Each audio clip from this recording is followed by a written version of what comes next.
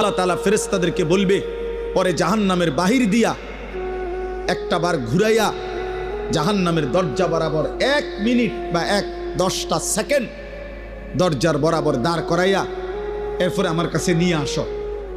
বিশুদ্ধ হাদিস। প্রত্যেক নাফরমানকে ফেরেশতারা জাহান্নামের বাহিরে ঘুরাইয়া দরজার সামনে 1 মিনিট বা 10টা সেকেন্ডের জন্য দাঁড় করাবে। জাহান্নামের একটা আগুনের বাতাস তার বুকটা বরাবর একটা ধাক্কা দিবে বাতাস। আল্লাহর কসম, নবী বলেন, ফেরেশতা যখন এরপরে ওই নাফরমান ব্যক্তিকে আল্লাহর সামনে আনবে, আল্লাহ তাআলা জিজ্ঞেস করবে, আমার বান্দা, দুনিয়ার হায়াত তো তুমি খুব আরামেই কাটাইছিলা, ঠিক না?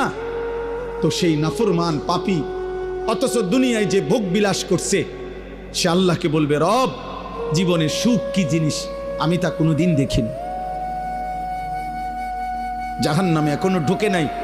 জাহান্নামের প্রথম বাতাসের ধাক্কা,